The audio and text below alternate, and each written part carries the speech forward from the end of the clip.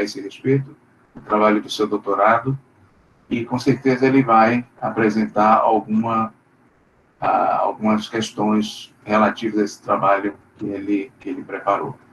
Então, Sérgio, por favor, fique à vontade.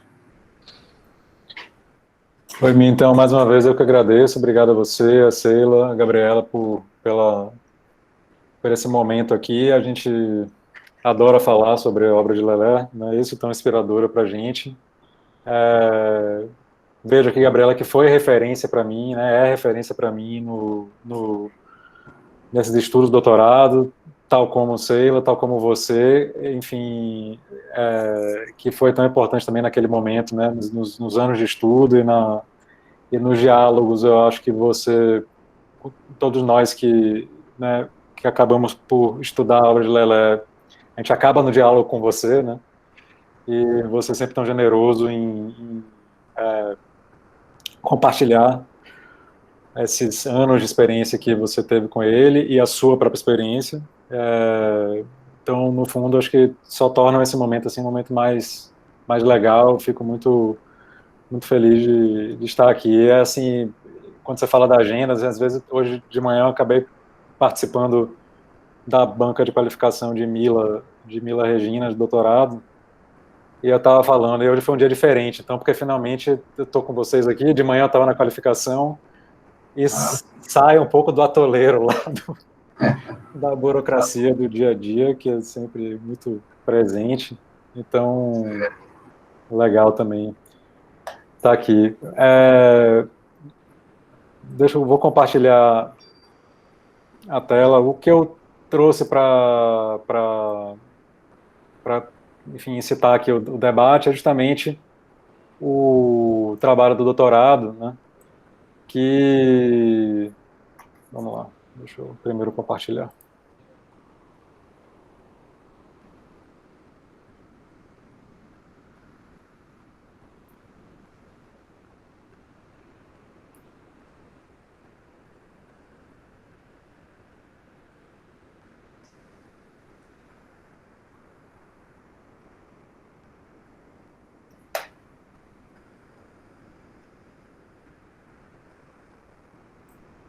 Eu não sei se eu vou conseguir fazer a apresentação. Vou fazer assim. Tá dando para ver direitinho? Tá bem, tá. Enfim, é um trabalho que eu apresentei em 2018. Teve o título de Tecnologia, Transformação, Pré-fabricação para a Reestruturação de Bairros Populares, Assistência Técnica e Autoconstrução. E que foi um trabalho orientado por Naya, né, e por Nivaldo, e que teve, assim, digamos, como, eu diria, um estudo de caso dos mais importantes, a obra de Lelé aqui em Salvador, né, a partir do projeto do Vale do Camurugip, sobretudo, né, nas administrações de Mário Kertz, né, simbolizadas ali pelo trabalho da Renurb entre 79 e 82, né, e depois o trabalho da FAEC entre 85, 86 e 89, né.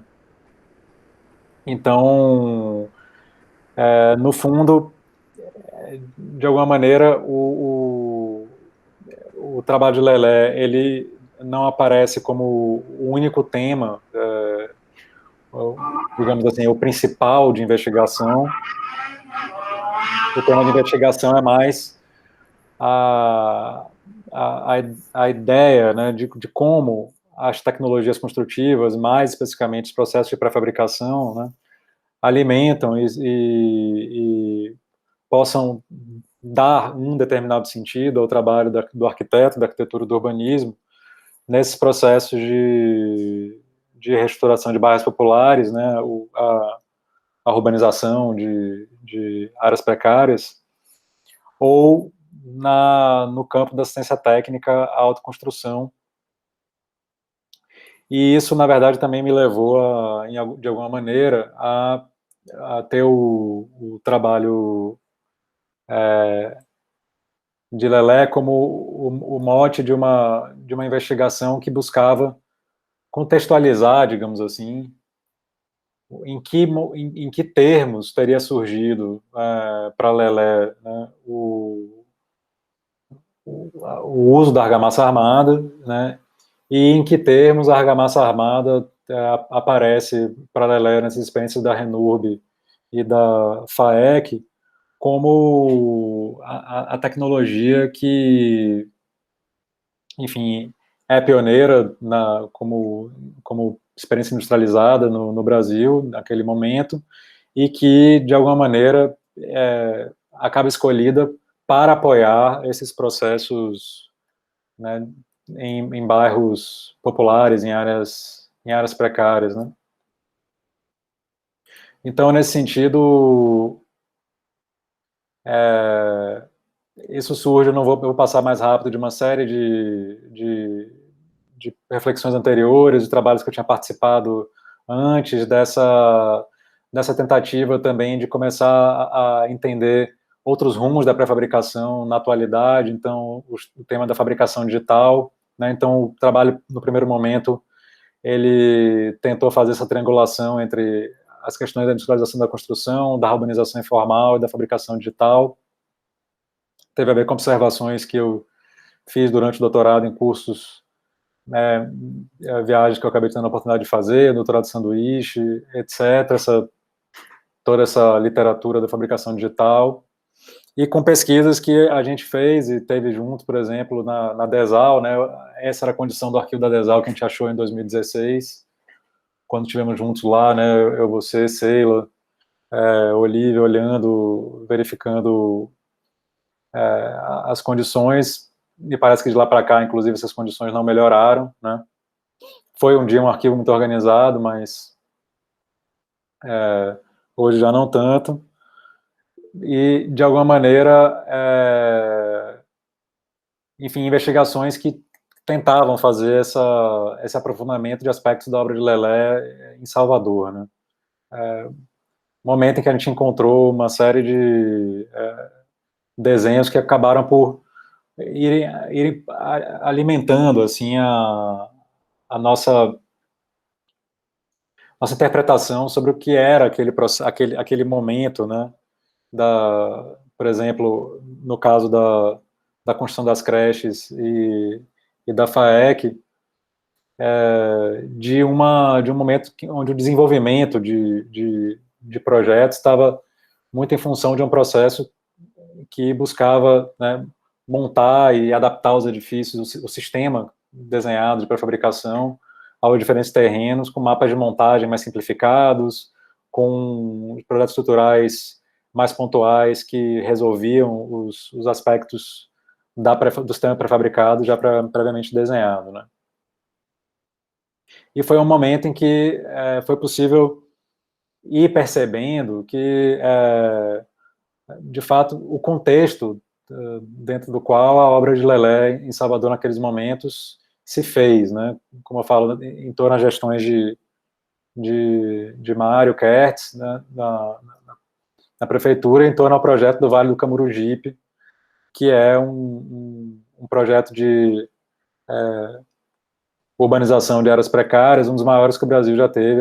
A gente vai ver um pouco isso em seguida. E é um projeto que seguiu, né? Ele caminhou dos anos do final, ele já tinha as raízes em meados dos anos 70, ele se estruturou ali nos anos 80, sobretudo a partir das experiências da Renurb e da FAEC, e continuou em seguida, né, como urbanização do que a gente chama hoje, costuma chamar de miolo, né, da cidade. E que ainda hoje, né, as obras que foram feitas naquela época, embora se fale muito da precariedade das escadas,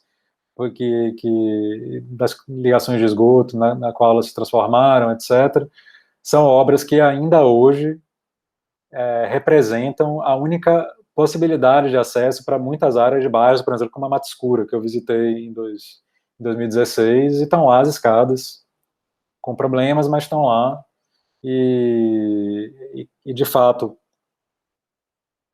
foi a tecnologia de pré-fabricação em argamassa armada que né, como a gente vai ver, possibilitou que isso acontecesse, que essas obras acontecessem,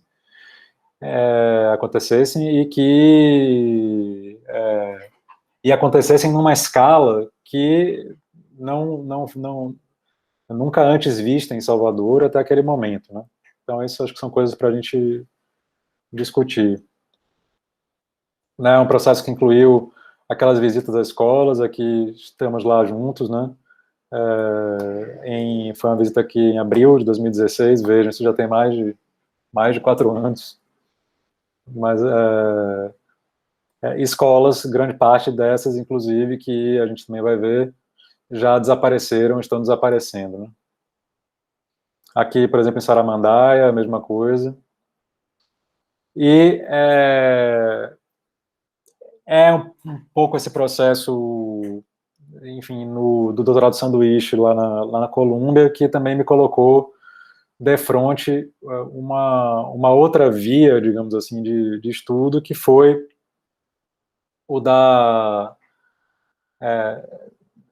tentativa de contextualizar de uma maneira mais ampla, assim, no campo mais internacional, incluindo a América Latina, etc. O que vinha acontecendo naquela época, já desde a década de 60 e 70, e que, de alguma maneira, também alimentou, né, seja em cidades como Salvador, o surgimento de programas como o do Vale do Camurugipe, seja a consolidação de experiências tecnológicas como a de Lelé em argamassa armada, nesse campo da assistência técnica ou da urbanização de áreas precárias, que era um contexto bastante rico de experiências do gênero. Então, enfim, esse é um texto que eu encontrei que está no livro do John Turner, que é uma figura que a gente vai ver importante, escrito por um outro arquiteto americano, Ian Turner, chama Technology and Autonomy, Tecnologia e Autonomia, um texto de 72, que já vai falar, por exemplo, de tecnologias de pré-fabricação leves, que pudessem ser, de alguma maneira, articuladas com as comunidades, né, o que, no fundo, acaba por estabelecer, assim, e foi interessante para mim perceber isso, um pouco melhor o contexto no qual surge a obra de essas experiências de Lelé. Surge, não sei se bem a palavra, mas no qual se consolidam essas experiências de Lelé, que é o nosso foco aqui da conversa hoje, né? Então, apenas para mostrar algumas coisas que foram parte dessa minha pesquisa, lá, sistema da fabricação digital, e o ponto em que a tese, na verdade, ela vai acabar sendo uma tese muito ligada à obra de Lelé, né?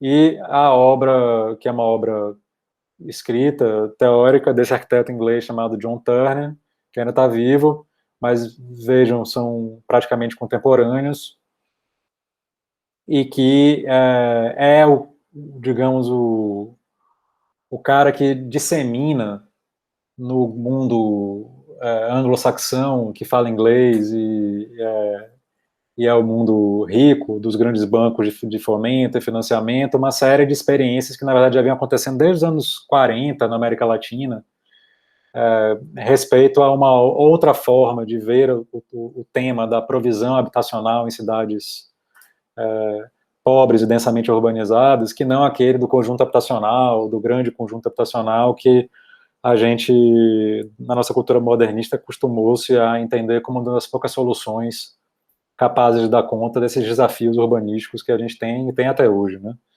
Então, o John Turner, ele leva essas experiências, ele desenvolve esse arcabouço teórico para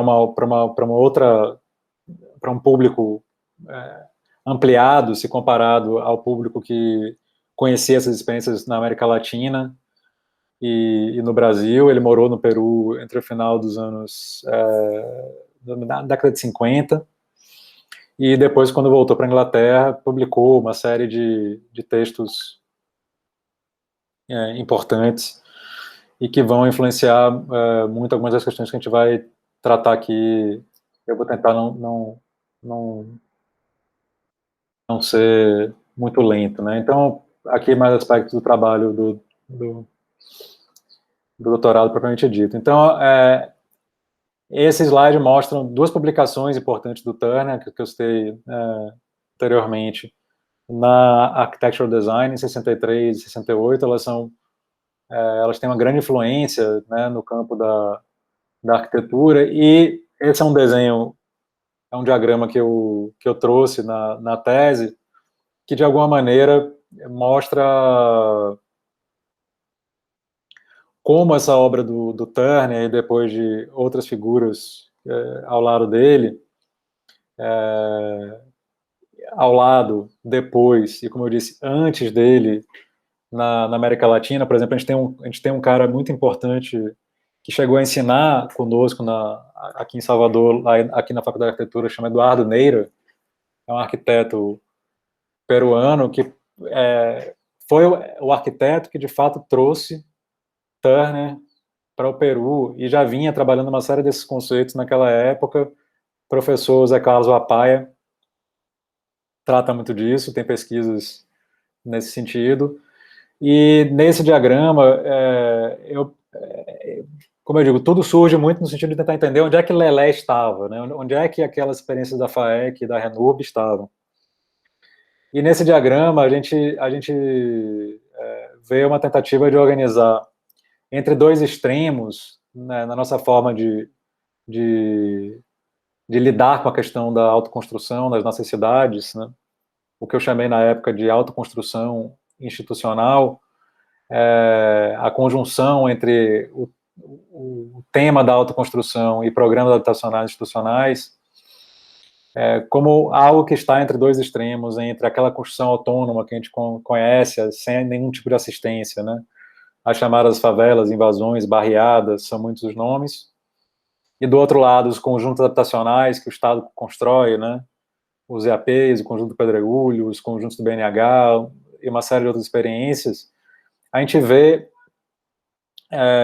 pelo menos três, enfim, campos, que são o campo do melhoramento urbanístico, né, que é esse da urbanização de favelas que a gente conhece, onde se incluem o famoso trabalho, os famosos trabalhos realizados em Braz de Pina, na favela de Braz de Pina, no Rio, de Carlos Nelson, de Os Alagados, aqui em Salvador, o programa do Vale do Camurugipe, Favela Bairro, o programa do SEDEC, que também usa argamassa armada, aquelas perspectivas do incremental, né, a célula básica, que depois é incrementada, acrescida de área pelos moradores. E aí tem programas diferentes, o terreno dos serviços, as casas que crescem, tem o PREV, e o tema da ajuda mútua com assistência técnica, os conhecidos mutirões que a gente conhece no Brasil, Cajueiro Seco, os mutirões uruguaios, etc. E em todos eles, a pré-fabricação como processo construtivo, de alguma maneira, nesse tempo todo, ao longo da segunda metade do século passado, desses nossos primeiros 20 anos do século atual, ela continua sendo um tema sempre muito, muito recorrente, né? Seja quando a gente fala de favelas que são construídas sem qualquer tipo de assistência, porque estão lá as lajes pré-fabricadas de isopor, né? Seja quando a gente fala dos conjuntos habitacionais, dos Minha Casa Minha Vida, que também estão cheios de processos pré-fabricados, mas também quando a gente fala de melhoramento urbanístico, também quando a gente fala do incremental e também quando a gente fala da ajuda mútua com assistência técnica. Então, o trabalho, esse doutorado, era um trabalho que tentava entender isso e aprofundar na leitura da obra de Lelé na FAEC e na Renurb esse lugar. Então, também é isso que eu vou passando um pouco mais rápido, porque foge ao nosso tema aqui e pode acabar transformando a apresentação numa apresentação muito grande. Mas vou parando aqui nos pontos em que nos interessam, como, por exemplo, os momentos em que, nessa pesquisa, eu fui encontrando na literatura, por exemplo, sobre o PREV, que é esse projeto experimental de vivenda no Peru, é um projeto super importante, realizado ainda nos anos 70, mas isso continuou porque ele é um projeto desse tipo incremental, que vai ganhando novas, onde o morador vai podendo, né, ampliar sua edificação. É um projeto que foi um concurso que contou com grandes arquitetos do mundo inteiro, etc. E esse Estudo Ateliê 5, que é um pessoal da Suíça, por exemplo, propunha um sistema que era todo pré-fabricado, com peças leves, né? E aí a gente vê esse momento dos dois operários carregando uma peça que lembra coisas que a gente viu, por exemplo, né, na obra, depois na obra de Lelé, no momento até posterior, e que para mim foi importante assim entender melhor o contexto dentro do qual surge para Lelé, né,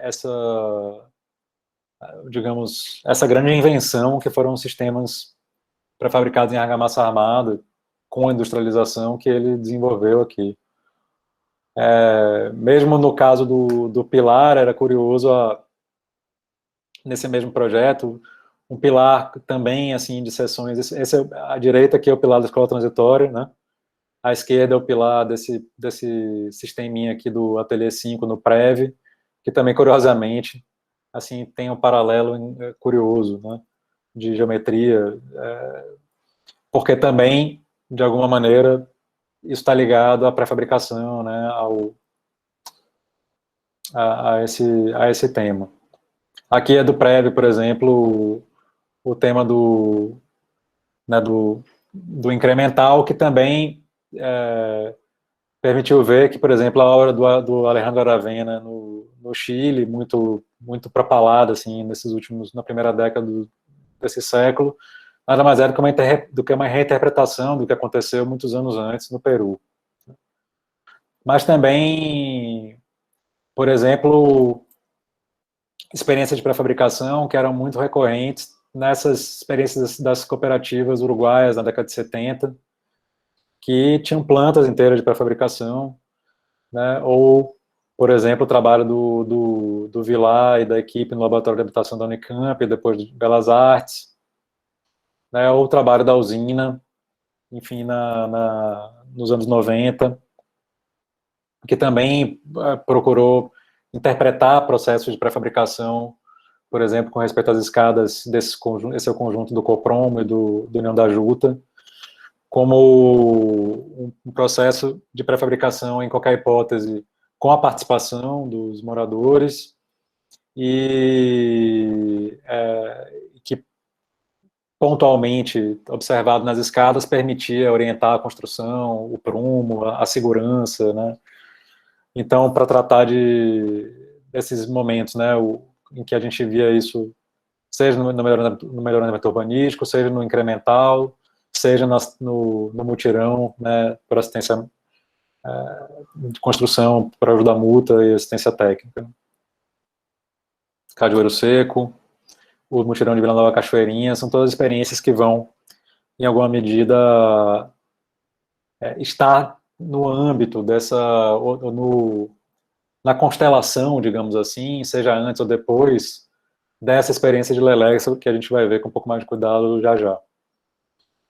Antes ou depois, porque, por exemplo, experiências como essa do governo da Erundina, em São Paulo, entre 90 e 92, que é a experiência da fábrica do SEDEC, o Centro de Desenvolvimento de Equipamentos Urbanos e Comunitários, dirigido pela arquiteta Mayumi Watanabe, eram experiências diretamente derivadas também do que foi o trabalho da FAEC, diretamente, realmente, com assistência de Lelé, enfim. E ainda que a argamassa armada tenha entrado no Brasil, né, via São Paulo, via São Carlos, é importante dizer que ela depois viajou e também aportou aqui em Salvador, onde foi pioneiramente industrializada, mas viajou de volta a São Paulo para São Carlos, com as experiências, aqui é a capital, mas essa experiência do SEDEC teve muita ligação também com os laboratórios em São Carlos, e aqui também ganhou, né, aprimoramentos tecnológicos, e a questão daqui a gente vê a cura por aspersão em grandes, né, estruturas de forma, etc. Mas o trabalho do canal, por exemplo, aqui, um canal em São Paulo, é feito com base às estruturas projetadas aqui, né? Então, avançando para o Vale do Camurugipe, com um pouco mais de cuidado, perceber, né, a partir da pesquisa da professora Ângela Gordilho, essa grande urbanização que em 40 anos acontece nessa área, essa área demarcada em vermelho, que a gente costuma chamar de miolo, né, do Vale do Rio Camurugipe, que é esse rio Camaragipe, Camurugipe, a gente chama de diferentes maneiras, que vai lá desaguar, né, no Atlântico, no Jardim de Alá, e que ali por volta dos anos 1980 tinha essa configuração. Essas são fotos do arquivo da Fundação Manuel Ferreira, que pude pesquisar lá. Já consistia assim numa comunidade razoável, quer dizer, numa quantidade razoável de comunidades, pelo menos 25 bairros, e uma população significativa de pelo menos 500 mil pessoas, que foi direta ou indiretamente beneficiada por esse programa, né? Então, esses são desenhos da época que mostram também que o Plandurb, que o sistema de planejamento da prefeitura, mesmo antes de Mário, já começava a tocar nesse tema do Vale do Camurugipe, e que foi também a chegada de Lelé e a prefeitura de Mário Kertz, que de alguma maneira, né, decidiu por focar lá como uma área de trabalho importante e desenvolver isso desde o ponto de vista tecnológico, como também do ponto de vista urbanístico, né? Mas aqui são planos gerais que mostram, por exemplo, o desenho das escadas, e aí interessante também ver a articulação. A gente, as pesquisas que eu sempre, embora assim, escreva sobre Lelé, e meu interesse sobre Lelé começou assim mais ou menos ali pelos anos de 2005, né? Com visitas ao CTRS, enfim, logo depois da graduação, eu sempre costumava ver a experiência da FAEC, essa questão das escadas e dos canais, como uma coisa meio isolada de um raciocínio urbanístico maior, né? E foi isso também que, de alguma maneira, eu pretendi, na pesquisa de doutorado, amarrar, né? Isso também teve eu gosto de citar o trabalho do Michel Chauí, que é uma dissertação de mestrado muito legal, que foi também importante para mim nessa época. E dizer que o nome também que eu esqueci de citar antes é o OCEPLAN, a estrutura de planejamento da prefeitura, falava, tal qual o Lelé, a gente conhece bem esses croquis dos vales e cumeadas, também desse tema dos vales e cumeadas, assim, num raciocínio que era paralelamente colocado. Tem documentos do OCEPLAN que são um pouco anteriores, inclusive, à chegada de Lelé. Então, também, como isso influenciava nas questões sobre o planejamento urbano macro, coisas que hoje a gente já evita fazer, mas que naquela época eram muito comuns, revestimento de canais, ali está o Mário. E, de fato, o planejamento do Vale do Camurugipe como um projeto, é isso que eu estava falando aqui. São praticamente 150 milhões de dólares à época, né, previstos para investimento em 22 comunidades do Vale do Camurugipe, né? E esse já é um quadro de 10 anos depois, né, mostrando que, de fato, o programa atendeu 25 comunidades.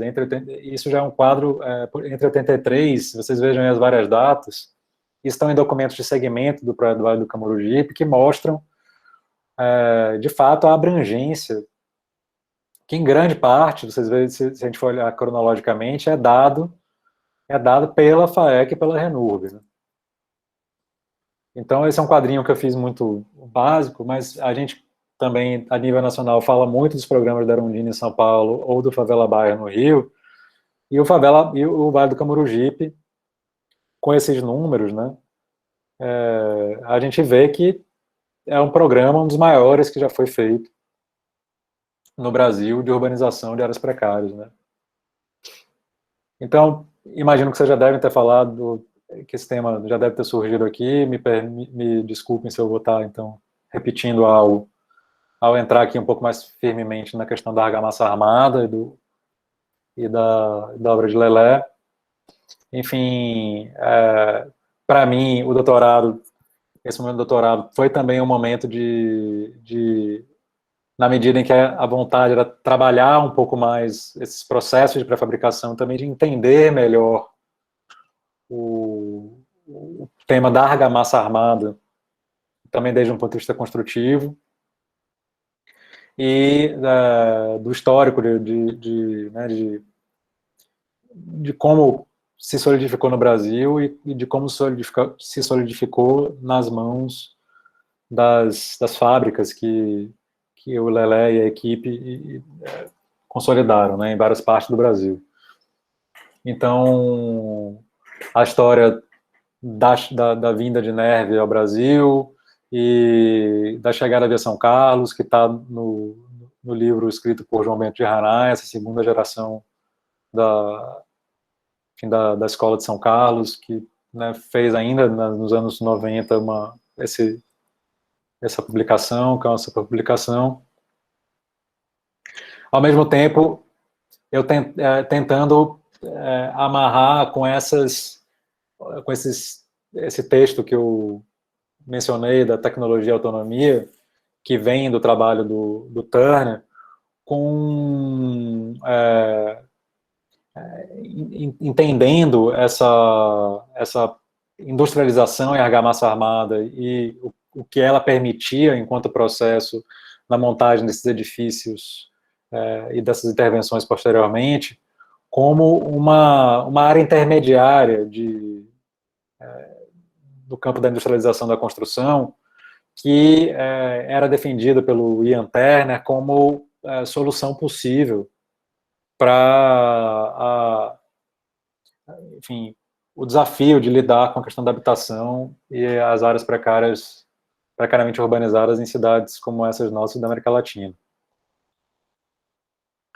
Ou seja, é possível, inclusive, posicionar essa experiência da FAEC, da Renurb e da FAEC, no âmbito até mais amplo, teórico, de como realmente se estudavam esses processos de pré-fabricação alternativos, digamos assim, e mais do que de pré-fabricação, de industrialização, nesse momento. Então, a pesquisa acabou tendo esse foco. Então, bom, a Renurb, a Companhia de Renovação Urbana da cidade de Salvador, eu passo aqui, então, a observar de maneira mais objetiva essa obra de Lelé em Salvador como uma espécie de estudo de caso, a partir da Renurb, né, que tem suas raízes ainda entre 78 e 82, e né, consiste nessa gênese de estruturas fabris que Lelé depois disseminou em várias outras experiências que a gente vai ver aqui. Então, fotos que algumas delas a gente já conhece, generosamente, né, cedidas por Adriana, onde a gente já vê o tema do processo industrializado de beneficiamento dos reforços metálicos difusos, né, dos tanques de cura, da organização, né, da fábrica para o transporte, o tema da grua. E quando surge, para mim, a partir dos desenhos encontrados na DESAL e de desenhos que Minho, né, trouxe para a Faculdade de Arquitetura, a percepção, e isso eu não tinha antes do doutorado, da importância da forma, né,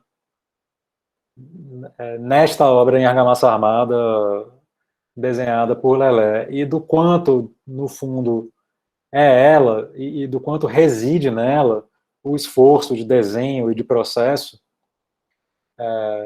ou do quanto minimamente é possível dizer, a gente pode debater, isso é tão importante quanto o desenho do edifício propriamente dito, que quando a gente avaliava, também é outra coisa que para mim depois do doutorado mudou muito, na percepção da obra de Lelé,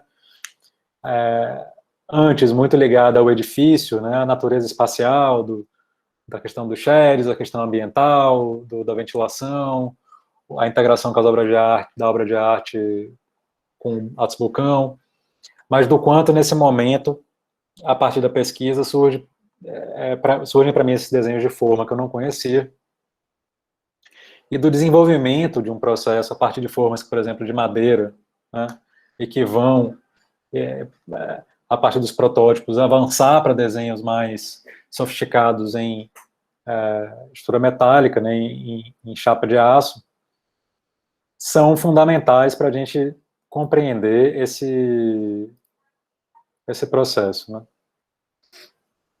Daí, da experiência da Renova, eu destaco a fábrica de Abadiânia, né, como nessa cronologia de fábricas, ela não esgota a experiência de fábrica, mas Abadiânia eu destaco por conta desse caráter gregário que de alguma maneira surgiu ali numa fábrica que era menos sofisticada que a da Renurb, e onde surge ali um aspecto comunitário, né, da maneira de fazer, os colaboradores da fábrica aqui dentro dos tanques, a talha mais simples, né, que depois avança para a fábrica de escolas no governo Brizola, entre 83 e 84, no Rio de Janeiro, já uma fábrica mais consistente, mas ainda assim praticamente toda desenhada, pensada por Lelé, claro, sempre com uma equipe muito grande de colaboradores competentíssimos que junto a ele buscavam trabalhar, e o tema dos tanques de cura, a organização, né, das fábricas, o espaço de armazenamento e da grua, a especificação das máquinas que aparece aqui, tudo isso como algo que é tão importante nessa obra quanto o projeto propriamente dito, né. A gente vê que a complexidade desse sistema produtivo, que aqui talvez tenha alcançado um dos picos, mas depois tanto a FAEC como o CTRS também vão desenvolver diferentes aspectos disso, né. E, como eu falava, a natureza dessas formas, que é particularmente surpreendente, eram para mim, antes dessa imersão do doutorado, algo pouco, não diria desconhecido, mas um pouco assim secundário, e que, enfim, mostram, numa foto como essa, a complexidade de se alcançar as nossas vigas da escola, né, transitória, e aonde está a raiz, né, de uma obra tão sofisticada, a industrialização da argamassa armada. Por exemplo, essa dos pontos de ônibus lá né, que surgiram lá no Rio de Janeiro, depois se consolidaram aqui, a gente vê, não preciso falar muito para perceber o nível de sofisticação dessas formas, né. Do Rio, a outra próxima grande experiência é essa da FAEC aqui em Salvador, entre 85 e 89. Para os estudantes que não conhecem, essa é aquela área ali do Shopping Salvador. A gente eu ainda cheguei a ver a fábrica, a FAEC lá, e a gente vê a estrutura fabril, enfim, como desenvolvimento dessas outras experiências, inclusive em dois momentos, logo na implantação e depois muito mais desenvolvido. A produção, ela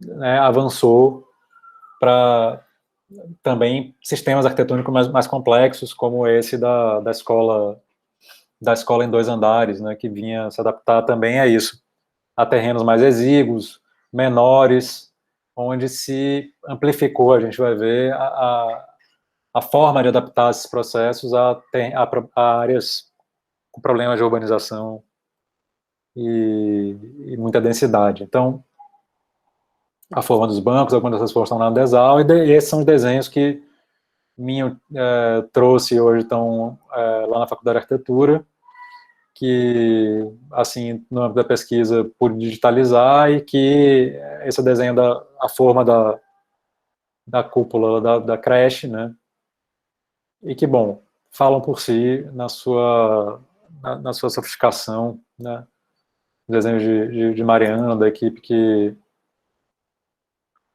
esteve ligada ao desenvolvimento dessas formas. Alguém, não sei se alguém reconhece esse, o degrau das escolas, esses degraus estão lá no nosso módulo Yansan, as formas das vigas, né, e do pilar, a drenagem interna, a gente vê além de serem desenhos incríveis, mas assim, a sofisticação do desenho, que ainda não é arquitetura, ele vai ser arquitetura, né, quando produzido. E, portanto, um sistema que esse é um diagrama que mostra que entre as fábricas, em cima, né, a Renova Badiane, a fábrica de escolas, a FAEC, e o sistema de drenagem, contenção de costa, transporte e mobilidade de edifícios escolares, abrangeu, assim, uma gama de equipamentos, né, que eu acho que tem um papel fundamental na urbanização de cidades como Salvador, como o Rio, sobretudo, mas também outras, São Paulo. Eu mostrei até hoje, tem um impacto fortíssimo. As escolas, né, eram as escolas até hoje da prefeitura, foram, assim, a gente vai ver, substituídas de maneira violenta. E, como eu falei, permitiram ali realmente que muitas dessas populações, naquele momento, tirassem o pé da lama, né, né, encontrassem outro nível de dignidade, né, na moradia, né. Então, extratos aí dessa questão tecnológica, por exemplo, de elementos como a escada. Isso aqui é um desenho que tem lá no carimbo, né, o nome do Schill, né, do Frederico Schill, um engenheiro romeno, radicado no Brasil, que em São Carlos desenvolveu muito, tem uma da argamassa armada, esteve em Salvador, junto com, tem o nome de Frederico, o nome de Christian, né.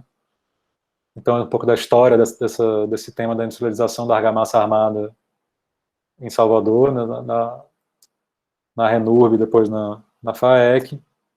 Algumas fotos que são mais conhecidas do que outras, essas são do arquivo da Fundação Amarelo Leal. Até ideias como essa do carrinho tripula, que, né, era desenhado para subir as escadas e levar os degraus, material, etc. As contenções, que hoje são uma lição de como fazer, claro, tem limites tecnológicos, mas dão uma outra condição paisagística de como fazer as nossas passarelas, os abrigos pré-moldados, os primeiros, por exemplo, nesse de concreto, abrigo pré-moldado de concreto da Renurb, a gente vê as primeiras peças de argamassa armado, né, aparecendo aqui esse cucuruto ali da junção entre dois abrigos, os primeiros desenhos de forma, ainda o sistema de fixação das formas, né, essa espécie de alavanca que depois se viu pouco efetiva, né, porque Sim. encharcava de concreto e depois era difícil abrir. Uhum. Há desenhos como esse, assim, de sistema de iluminação, né, tudo desenho de 1 para 1, né, enfim, coisas que a gente já vê pouco, né, no nosso exercício profissional cotidiano. As pontes de argamassa armada em Abadiânia, né, e a presença do Lelé no canteiro, né, aqui, assim, de sunga lá, inspecionando o tubulão, né? Enfim, nas escolas, chama a atenção desde o Rio de Janeiro, né? Os CIEPs, os famosos CIEPs, né? Projeto de Niemeyer, mas que tiveram a participação de Lelé viabilizando a pré-fabricação, né? Eram construídos, digamos, no asfalto, né? E eram escolinhas já, tipo as transitórias de Abadiânia, que eram construídas nos topos do morro, né? Então era essa capacidade de, com esse sistema de chegar em lugares que uma escola como aquela do CIEP não conseguia chegar, né? Tem uma carta muito bonita, um desenho do Leléo Darcy Ribeiro falando sobre isso, e como é que isso depois se desenvolve em Salvador com as escolinhas de 2 andares, essa da Baixa da Égua, já ali no final dos anos 80, ou nas creches, né? Como eu falei, coisas edifícios foram violentamente e vencendo, e agora os últimos foram nem sequer desmontados, demolidos, né, o que nos coloca de maneira ainda mais premente a missão de conservar o nosso módulo Yansan. E a substituição é, enfim, no mínimo questionável, né? Terminando com a provocação das minhozinas no âmbito do programa Minha Casa Minha Vida, que me parece, dentro daquela perspectiva, né, de como a pré-fabricação se insere no campo de uma discussão mais ampla, ligada à assistência técnica, ligada ao tema da autoconstrução, da urbanização de bairros precários, né, aparece como uma ideia já muito evoluída e madura de Lelé, de um outro momento, né, e que já talvez não é esse momento do financiamento estatal de grande porte, as grandes fábricas que ele fez, mas no momento onde a gente dissemina isso de uma outra forma, e isso conecta lá com essas pesquisas do Turner, né, que eu mostrei mais atrás. Então era isso. Desculpe se foi longo, mas era mais ou menos essas contribuições aqui que eu queria trazer. Sérgio, não, foi ótimo a participação, esse seu trabalho, eu acho que tem uma importância muito grande nessa pesquisa da obra de Lelé, porque, na verdade, é isso que você fala, né? Ela localiza a obra de Lelé dentro de um panorama que, na verdade, a gente às vezes não consegue perceber, e às vezes nem conhece mesmo essas iniciativas que foram, enfim, realizadas assim na América Latina, né? Essas experiências que foram realizadas na América Latina. A gente muitas vezes se refere muito mais ao que foi no leste europeu, né? O que aconteceu depois da guerra, essa coisa que a gente sabe desse contato de Lelé com esse universo, mas este outro, né, é pouco explorado, né? A gente pouco percebe o que foi isso, e você mostra claramente, né, alguma influência, né, de onde vem algum desenho, né? Evidentemente que Lelé era uma pessoa antenada com todas as questões que estavam em torno da arquitetura, ele estava informado sobre essas questões, né?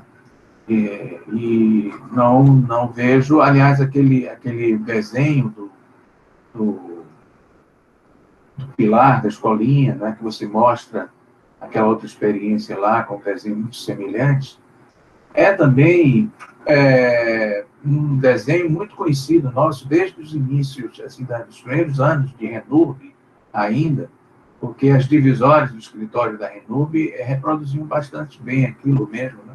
Os montantes, aliás, eu mostrei lá na sede da Fundação Mário Leal Ferreira, né? Aqueles montantes em madeira ainda, né? Que tem o mesmo desenho, né? As divisórias se encaixam ali da forma. Então, é aquele desenho de Lelé que ele vai explorando, né? Aquelas possibilidades daquelas junções, né? Ele vai mudando os materiais, mas a lógica por trás é aquela da montagem seca, da montagem fácil, né? evidentemente, economicamente viável, né? Então, eu não sei como é que está seu tempo, também não quero tomar muito tempo, eu sei que nós temos Gabriela e Sheila, que querem fazer, com certeza, suas observações. Então, eu queria deixar livre, então, Sheila e Gabriela para fazer os comentários e, evidentemente, os nossos alunos também. Bom, eu agradeço a participação do Sérgio, né, que é parceiro em trabalhos que envolvem o conhecimento, né, o estudo, o compartilhamento do que é essa herança, né, que a gente tem, com quem a gente conviveu, né, assim, de quem as obras a gente continua a aprender, né? E importante ter essa leitura aí do Sérgio, né, que contextualiza na América Latina, dentro da nossa realidade, né, também num cenário maior. E é um momento mesmo, né, da gente continuar fazendo trabalhos nesse sentido, né, de investigar e relacionar, né, para a gente entender melhor a grandeza da obra de Lelé, né, que a gente vê que assim as coisas assim vão crescendo em importância à medida que a gente vai estudando mais, né? Então esse também é um convite, né, para a gente continuar, né, e para que novos adeptos se somem no estudo, né, e no contínuo aprendizado a partir da obra dele. Eu vou deixar que outras pessoas comentem, né? Eu já tinha tido acesso ao trabalho do Sérgio, né? Mas assim, bom ver ele apresentando e com esse enfoque específico. Agradeço, deixo que outros também comentem. Obrigada, Sérgio. Olá, Sérgio, tudo bom?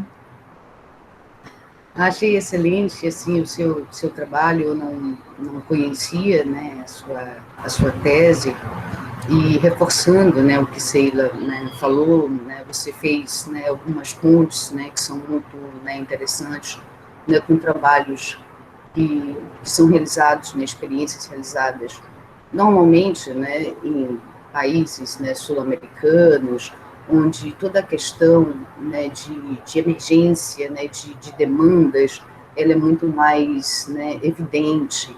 E quando eu fiz o meu estudo, né, a minha tese de doutorado, eu me defrontei, né, com uma arquitetura, que era uma arquitetura, né, high-tech, né, muito sofisticada, em termos de desenho, obviamente, mas que não havia, né, condicionantes como custos, não havia a preocupação, né, de se produzir uma fábrica, né, para a produção daqueles componentes, até porque quase todas as partes elas eram terceirizadas, né, para outras, né, empresas, e muitas vezes, né, eram elementos únicos para, né, um objeto arquitetônico, né, único.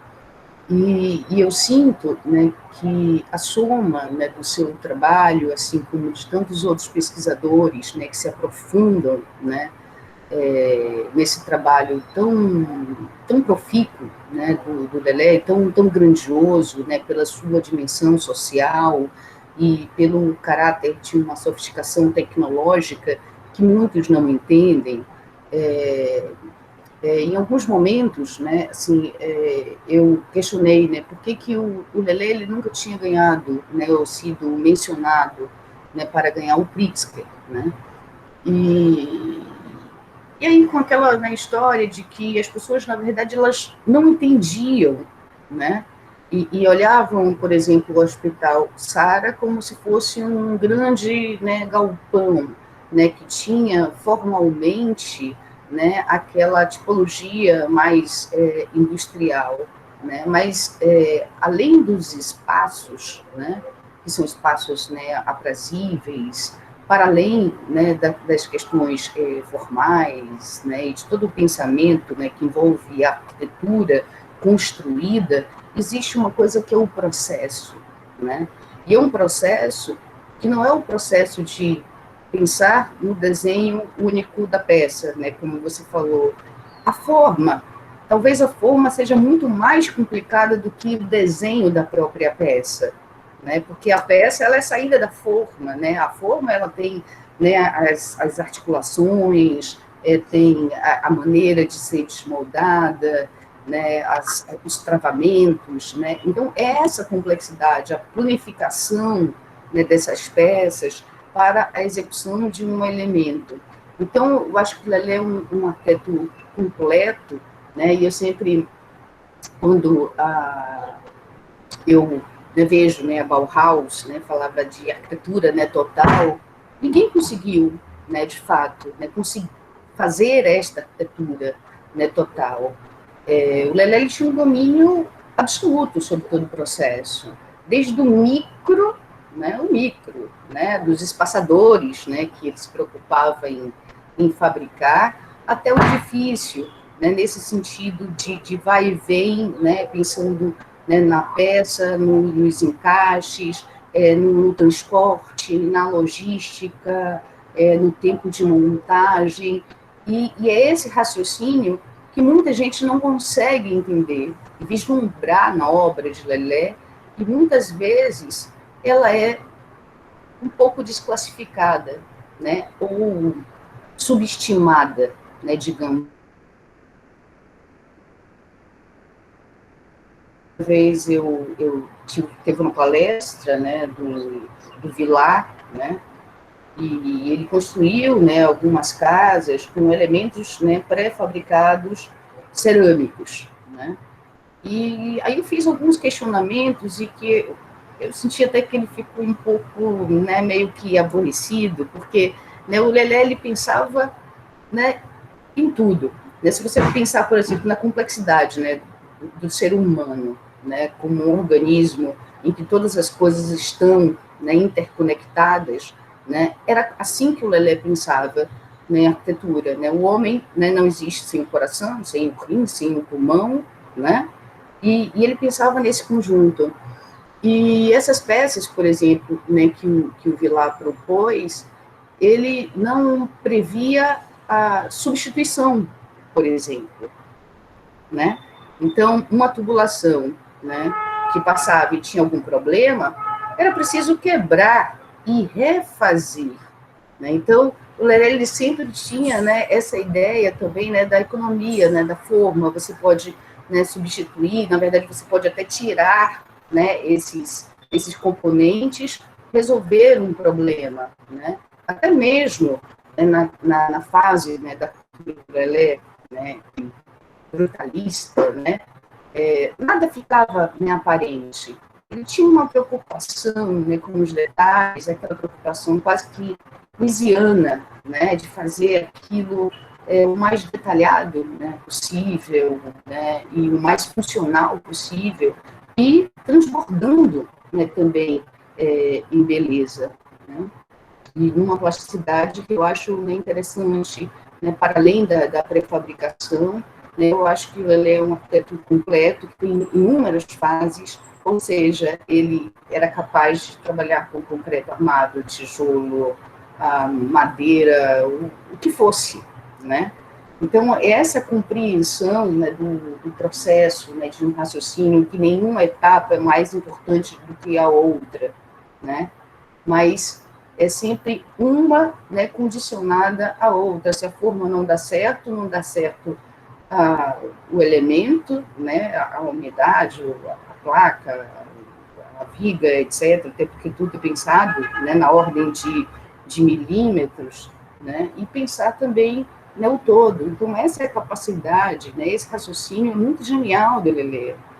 E aí, né, voltando, né, à questão, né, do Vilar, eu disse, mas por que você não pensou em estruturas, né, mais leves, né, e estruturas visitáveis?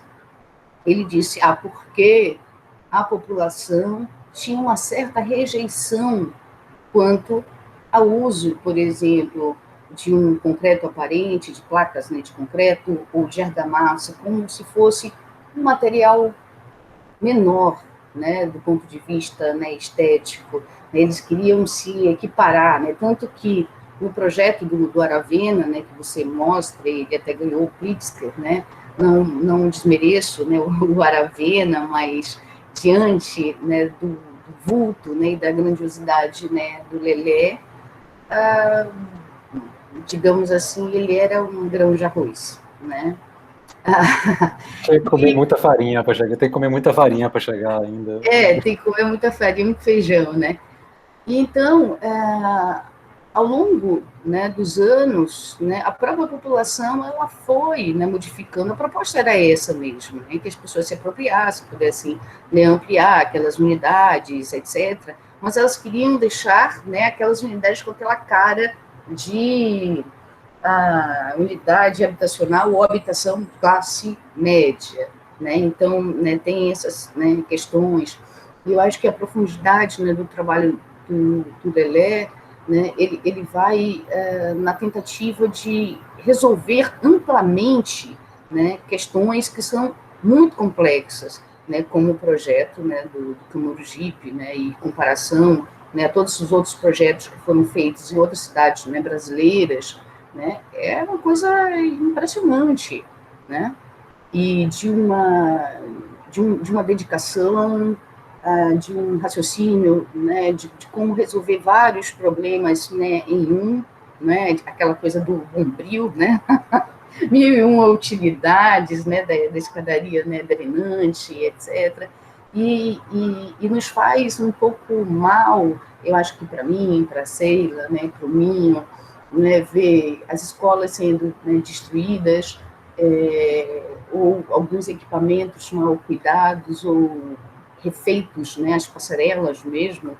Deus, é quase um pesadelo, né, vê-las, né, do jeito que está, né, destruindo toda a qualidade, né, de um raciocínio em nome do fazer pelo fazer, mas não o saber fazer arquitetura, né, como, né, o Lelé, né, pensava, né, integrando o edifício à cidade. Né? Quando você faz, né, uma edificação, você transforma o seu entorno, você transforma o bairro.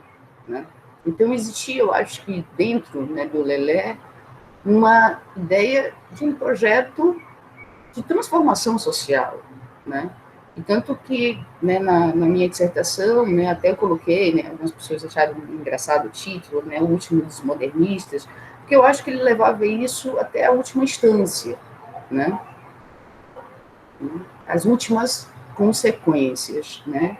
E a proposição, né, de uma grande, né, escola, né, que ele queria, né, fazer profissionalizante, enfim, uma vez até ele falou assim, né, você vai trabalhar também conosco, né, como professora, era justamente para isso, para disseminar esta ideia que está se perdendo.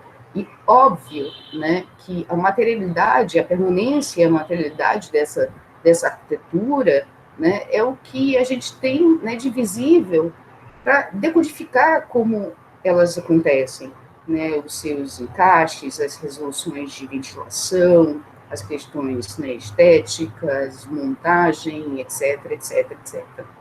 Parabéns pela sua apresentação, achei excelente, formidável. É isso. Minha, okay. Gabriela, obrigado mais uma vez. É isso, como a gente, como eu falei, né, para qualquer pesquisador de Lelé hoje, seu trabalho é referência, a gente, então, assim, bacana poder dialogar nesse espaço. É isso, é um trabalho engenhoso, né, eu acho que tem, acima de tudo, é claro, acho que tem debates que hoje a gente pode fazer, como eu provoquei no final, assim, de que, quer dizer, como é que esse projeto de Estado, né, assim, de alguma forma, hoje é outro, né, e como é que isso e como é que Lelé se adaptaria? Eu acho que de alguma maneira ele já vinha falando da escola como esse momento, né, esse lugar onde ele se adaptaria de uma outra forma, para um outro caminho, né, a esse aspecto mais amplo de um Estado que, por outro lado, o que me choca, assim, é que mesmo que a forma de fazer, mesmo que as grandes fábricas já não estejam mais, mas a destruição do que foi feito me choca muito. Então, assim, o CPRS, de fato, é um parque tecnológico, Uhum. de uma magnitude enfim, ímpar, né? Internacional, se você for comparar com outros campos do gênero, e, enfim, as pessoas desmontam sem qualquer cerimônia, né? É claro, é aquela história, no Brasil, assim, a gente tem a dificuldade, tudo, às vezes não tem a organicidade, a coisa das instituições, né? Então, enquanto estava Lelé, estavam as condições de manter, e infelizmente, quando ele se foi, as pessoas não se veem, os gestores não se veem capazes de estruturar uma outra forma de manter e não destruir aquelas experiências. É como você fala, a materialidade precisa estar lá, mais do que a materialidade, o processo. E Elsar, é isso, a primeira coisa que eu escrevi lá em 2005 sobre Lelé decorreu disso, era uma visita de arquitetos suíços à Bahia, que Olivia organizava, né? E aí eu acabei por interagir como um guia local, assim, de levar os diversos. E ela mesmo dizia, não, o que que você destacaria para eles verem? E eu fui montando a programação, né? Então, assim, tinha linha, tinha Lelé, tinha os monumentos mais importantes e tal, e eu dizia, bom, o Lelé é muito mais do que a Capela do Cabo, o Lelé é muito mais do que, enfim, aquela experiência, é importante a gente ver o CTRS. Foi a primeira vez que eu finalmente, e ele era muito aberto, aquela coisa muito, né, generoso também, enfim, recebeu, né, e depois teve uma outra visita, mas foi a primeira vez que eu fui no CTRS. E foi talvez uma das experiências em arquitetura e urbanismo mais impactantes que eu tive na minha vida, foi a primeira visita ao CTRS. Então eu digo assim, hoje essa geração que está conosco aqui, né, na turma, a Nayane está aqui, estou vendo aqui, a galera não poderá ver o que a gente viu, vocês trabalharam lá, enfim, era por mais que hoje eu também entendo assim, eu acho que não é a única forma de fazer, né, mas a gente perde a oportunidade de vivenciar e de ter junto de nós algo que era, sem dúvida nenhuma, dentro justamente da magnitude do desafio que a gente tem hoje num país como o Brasil. Aquele era um caminho muito consistente, né, que traçava Lelé na ideia de como ele via para a fabricação e as fábricas e tal.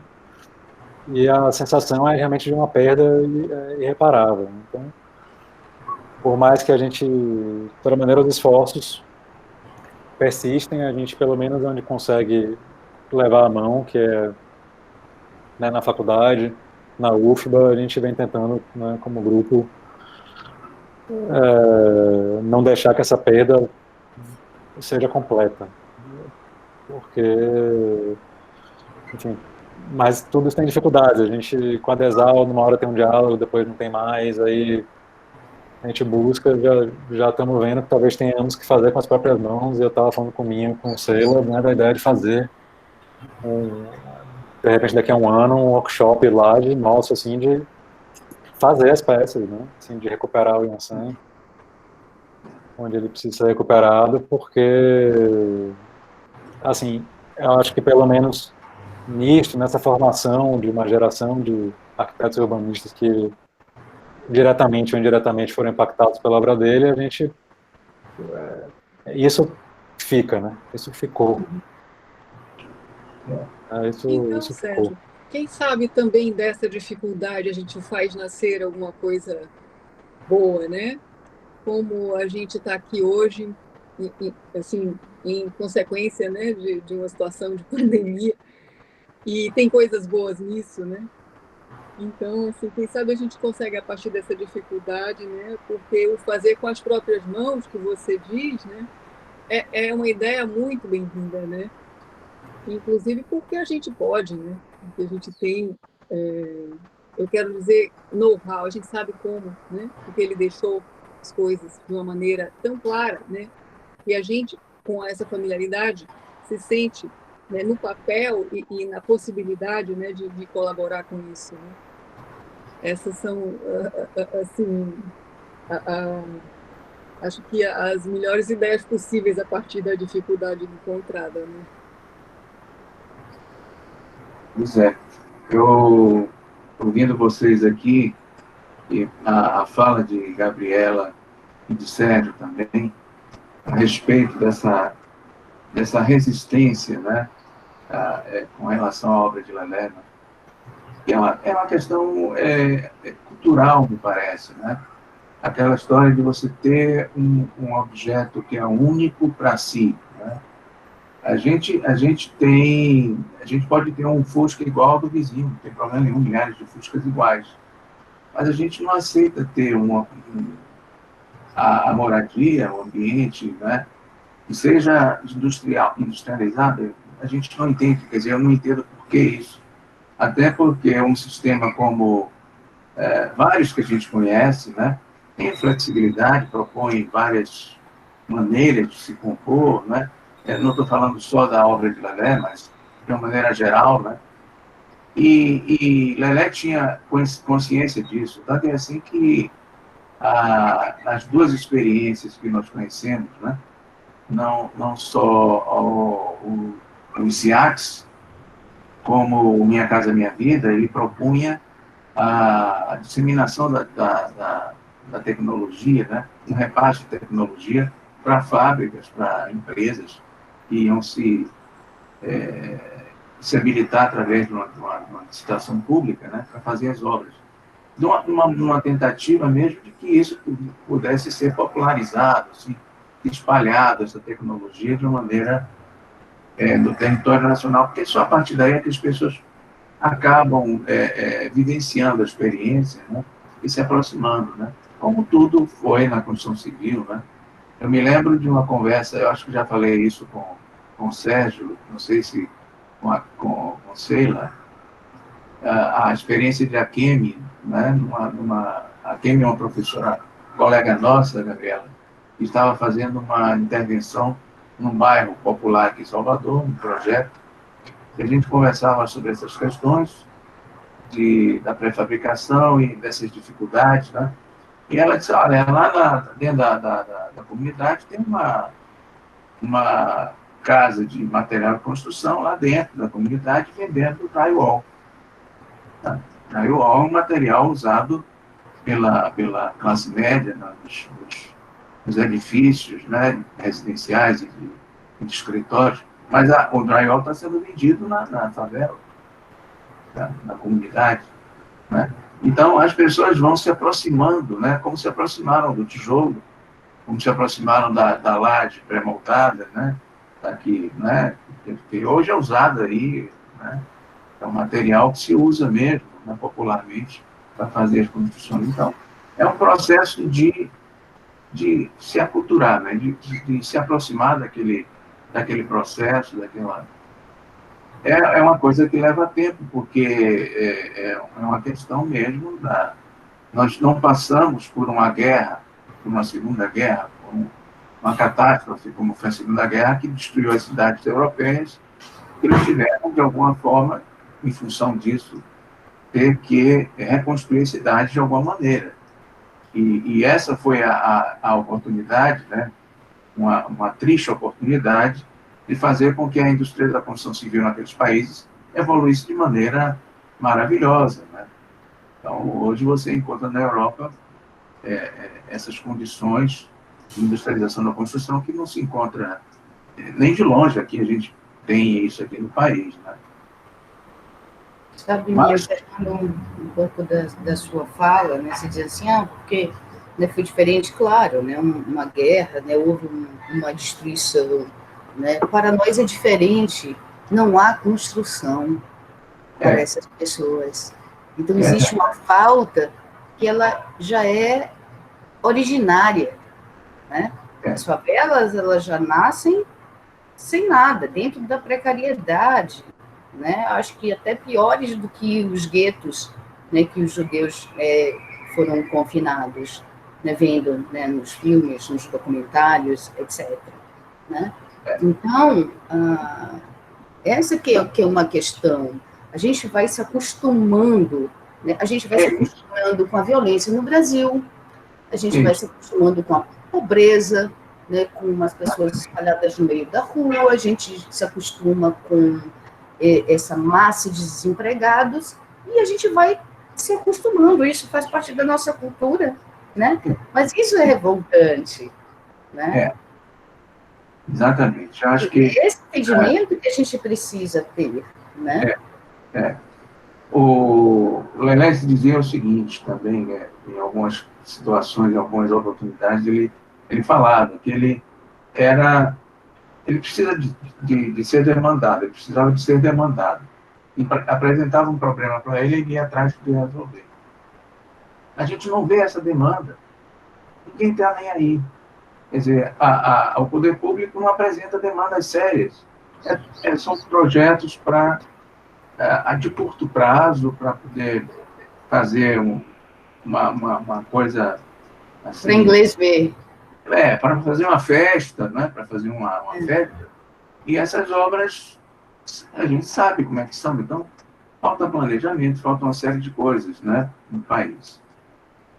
Mas também existem muitas soluções, né, Sérgio? Quando a gente vê esse panorama, eu me lembro, eu ainda era estudante quando aconteceu aqui em Narandiba aquele famoso experiência de Narandiba, né, que foi aquele promovido pelo BNH, em que vieram vários arquitetos de várias partes do país construir suas propostas de habitação popular, né, habitação de cunho social. Eu me lembro, nós fomos em comitiva com vários estudantes, colegas, né, ver aquilo tudo que é uma novidade, né, várias possibilidades, né, umas mais mais interessantes que outras, né. Tinha até uma baseada numa coisa que era aqui em Salvador, conhecido como a fábrica Plaster, em Salvador. Sérgio, não sei se você já ouviu falar. Aqui em Salvador existia uma fábrica de pré-moldados chamado Plaster, que, na verdade, fabricava moirões de concreto e placas de concreto que se encaixavam para se fazer muros, né, ou cercas, né?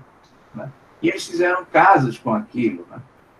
Era uma proposta totalmente estranha, né? Porque uma placa de concreto com 3 centímetros só, recebendo só uma coisa muito quente. Mas, enfim, eram várias propostas, né? E hoje a gente tem propostas sérias, como a da usina, mas cada uma é um caso, né? Cada uma tem seu tempo, cada uma tem sua aplicação, não é? De maneira... E nisso também entra, eu acho, essa proposta da questão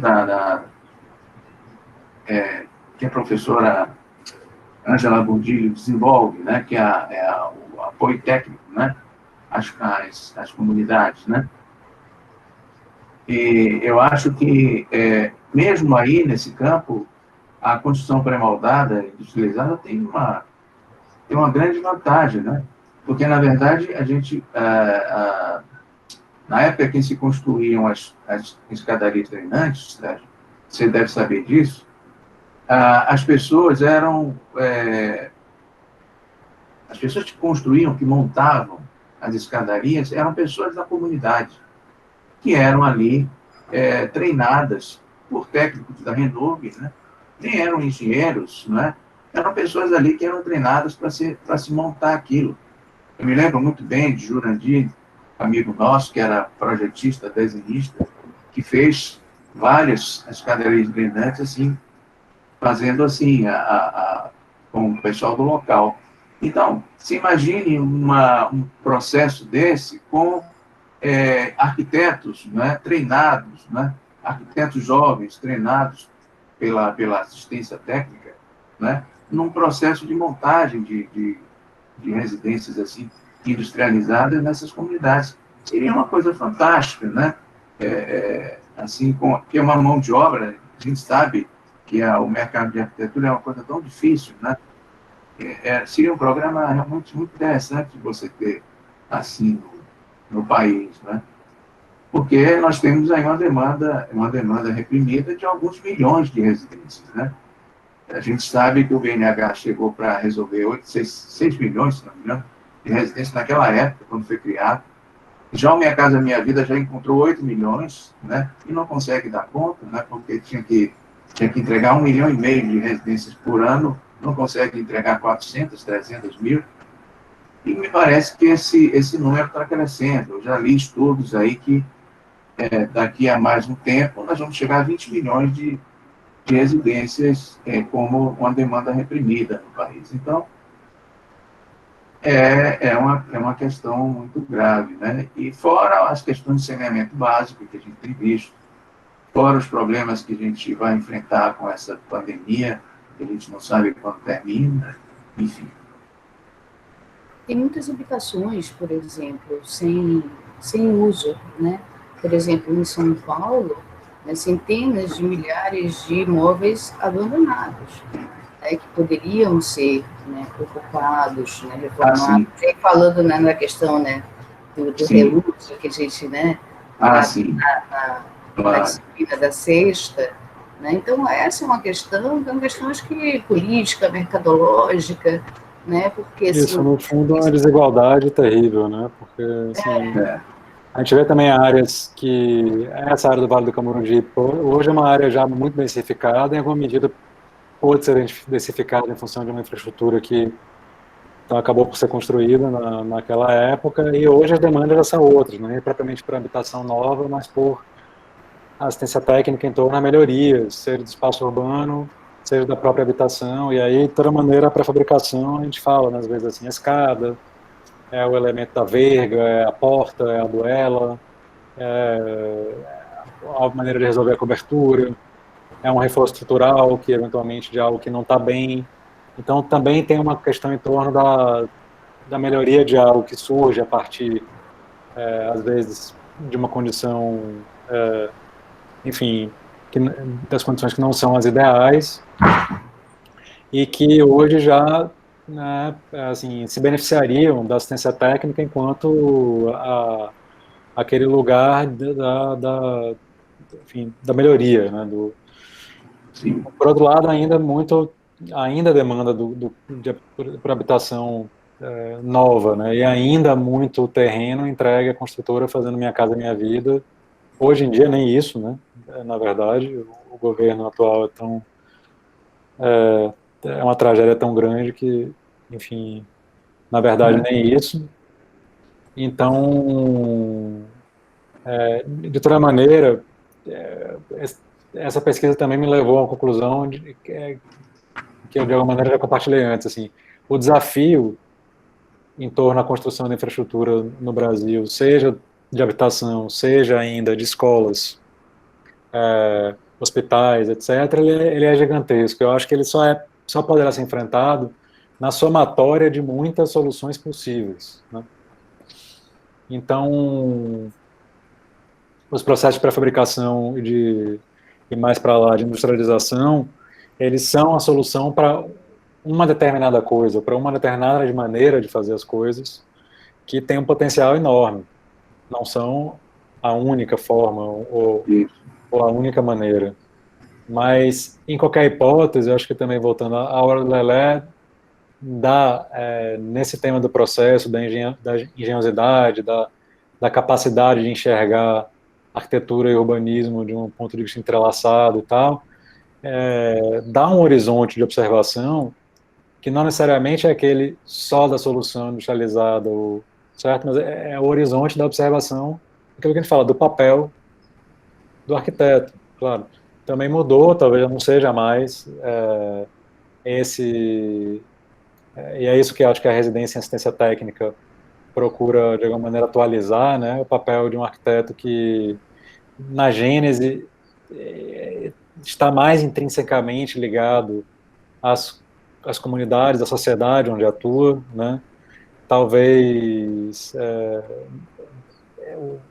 a gente já não, eu acho que o nosso curso já talvez tenha que se furtar a formar esse cara que quer ser a estrela. Também quando a gente fala muito do Lelé, tem que tomar cuidado para não, na minha opinião, né, entender que propriamente hoje, a gente não está aqui querendo formar outros Lelés ou outros estrelas, assim, que de alguma maneira, mas o Lelé da Norte, ele é uma estrela para uma série de outras habilidades, né, e capacidades que hoje a gente quer difundir de uma maneira mais homogênea,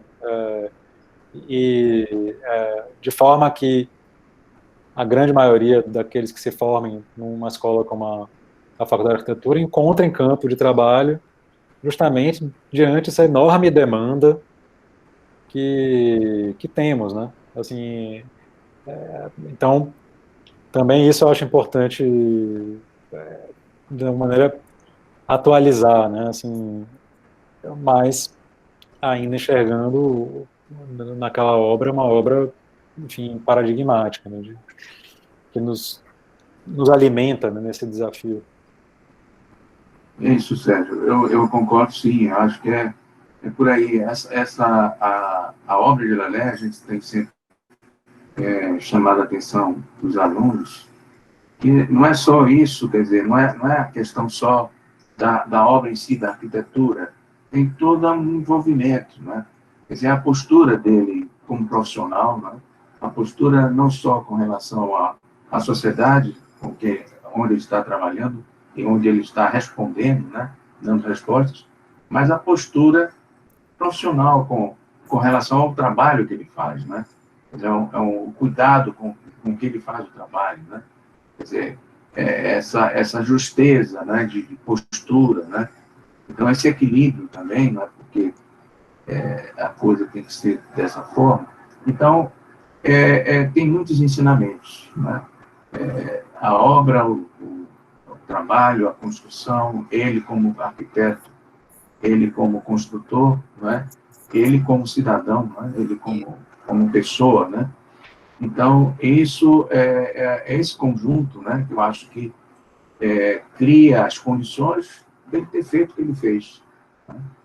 O conhecimento técnico, o conhecimento, a sensibilidade social, né, a sensibilidade para as questões sociais, para as pessoas, né, que era de maneira assim, honesta mesmo, não era pieguice, né? Era uma postura honesta, né? Então, é isso. Eu acho que é isso.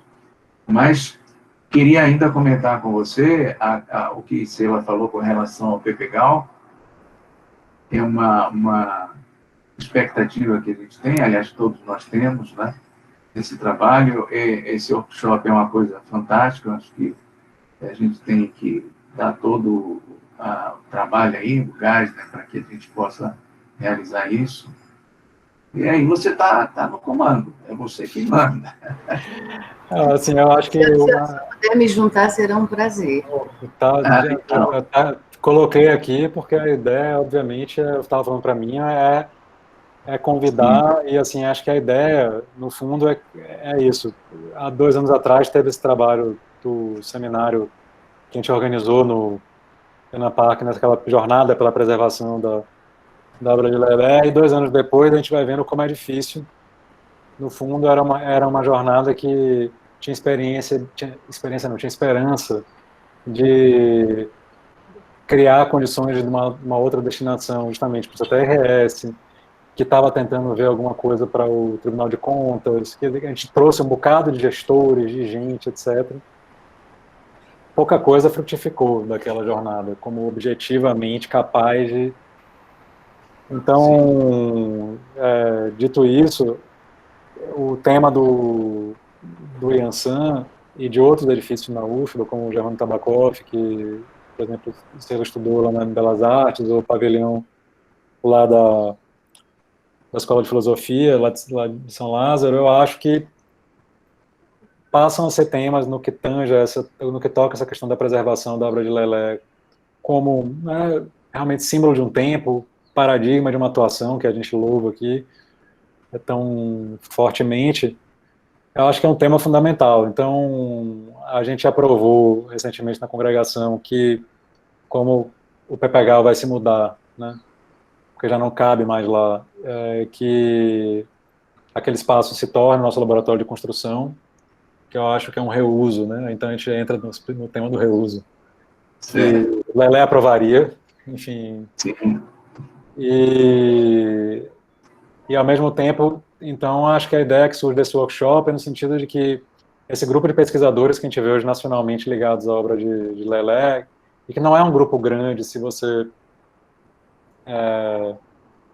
enfim, olhar a magnitude da obra de Lelé e o espalhamento geográfico dele, é um grupo relativamente pequeno, né? Eu acho que, assim, a ideia que vai surgindo na cabeça é de que aqui em Salvador a gente possa, em função de ter sido uma cidade, né, uma das cidades onde Lé trabalhou fortemente, enfim, se juntar para, simbolicamente ali, quem sabe, né, fazer uma ação que seja efetiva no sentido da conservação da obra do Lelé. Então, vi o módulo Lençan, que possa depois, para os outros prédios da UFBA, pelo menos, que é um ambiente onde mais ou menos a gente tenta, entre aspas, dominar, no sentido de que está ao nosso lado, que possa, pelo menos na UFBA, tratar disso, né?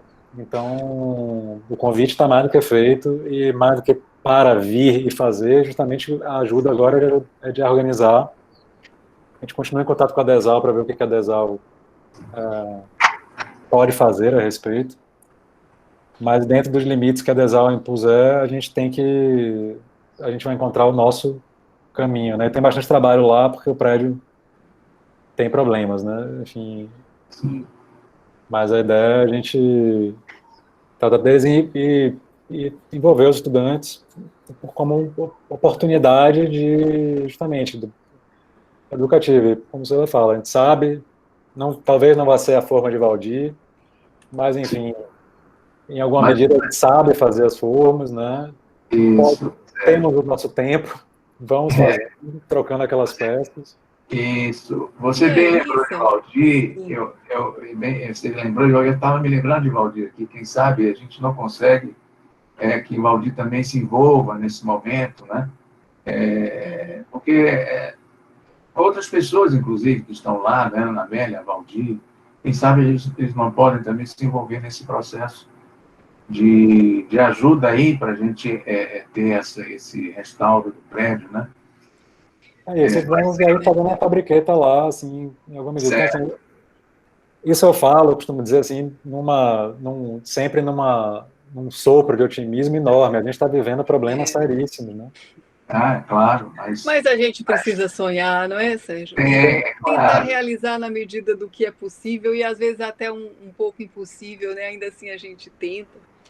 E aí eu só queria assim, reforçar que quando você diz, talvez o grupo de pesquisadores seja nacionalmente pequeno, né? Considerando a dimensão da obra dele, né?